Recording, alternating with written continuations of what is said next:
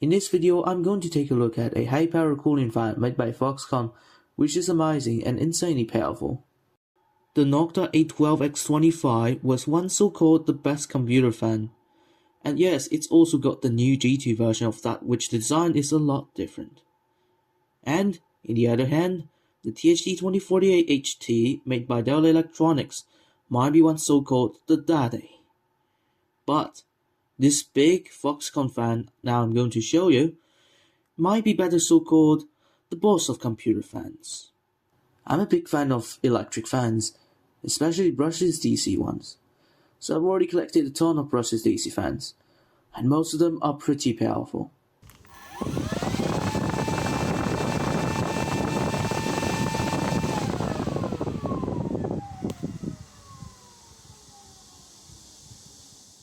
But today let's focus on this 200mm brushless DC fan PIE 200S48M made by FOXCONN. So, now let's take a look at this beast, shall we? As you can see here, it looks quite interesting. It's a big 200mm diameter metal fan. It's also got a crazy 100mm thickness, comparing to the infamous THT2048HT, which is a 270 form factor fan. It is still 30mm thicker. The fan was weighted about 3 kilograms, which is indeed very, very heavy. Viewing from the front of the fan, you can see it's a 5-blade design. The geometry and the shape of the blade seems to be quite aerodynamic efficient, I think. The hub of the impeller is quite large. As the fan is a high power one, it definitely needs a beefy motor. There are 6 holes on the hub, which are probably used for ventilation in order to cool the motor windings while it's running. The frame is made of metal, and it is coated with a thin layer of black paint. But guess what's the material of the impeller? Watch this.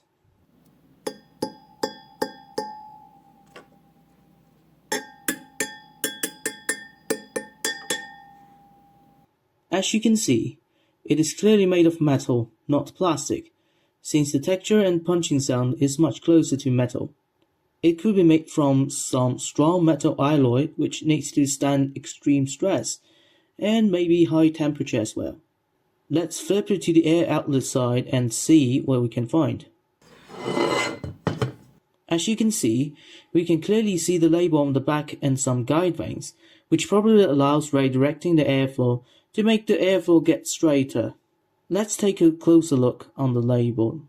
On the label it says FOXCONN, which is the manufacturer, the model name, the operating voltage, which is DC 48 volt, and a current rating which says 20 amps, which is definitely quite a bloody and scary amount of current. So, is it really going to draw that much? We will test it and see how much current it draws in normal conditions. On the side of the fan you can see the wirings. It's got 3 black and 3 red wires, which are negatives and positives, in order for lower losses and high current capabilities. It's also got a yellow wire, which is probably the speed or alarm signal output, and the brown wire, which is the control wire, which requires some signal input to control the speed of the fan. Usually a PWM aka pulse width modulation signal is applied, so the speed of the fan is controlled by varying the duty cycle of the signal. Here I have a simplified schematic of the wiring. The red and black will be connected to my big variable power supply, and the brown wire will be connected to a PWM signal generator attached to a small 5 volts power supply. By turning the knob of the signal generator, we can easily adjust the PWM duty cycle. In this case, the signal will be a 10 kHz square wave with 0 to 100% duty cycle adjustment. My signal generator has a feature where the digital high voltage level of the signal is equal to the voltage of the power supply which it is attached to. So in this case, the digital high is going to be 5 volt exactly. The most important thing is that the big and small power supply must have their negatives or grounds connected together to make a ground reference to each other.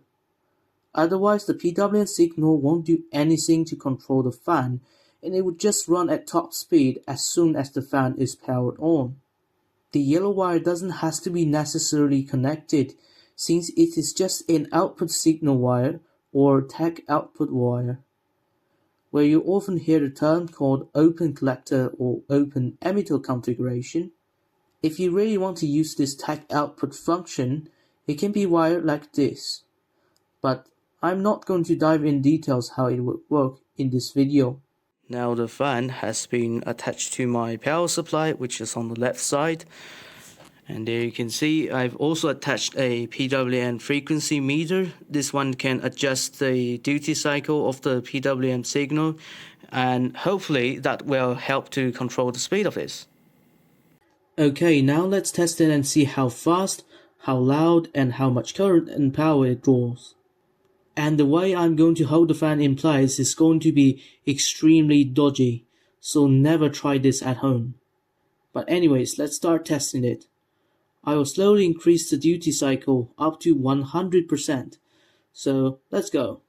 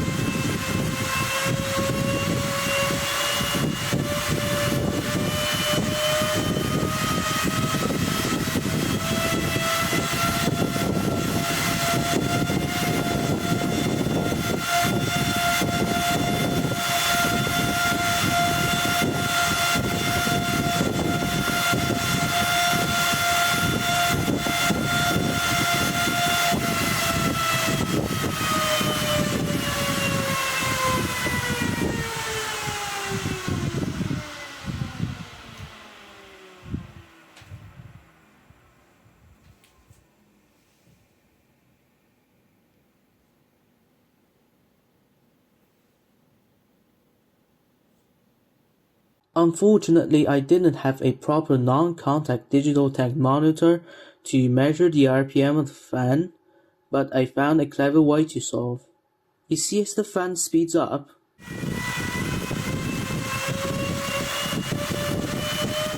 the pitch of the noise is also increasing, and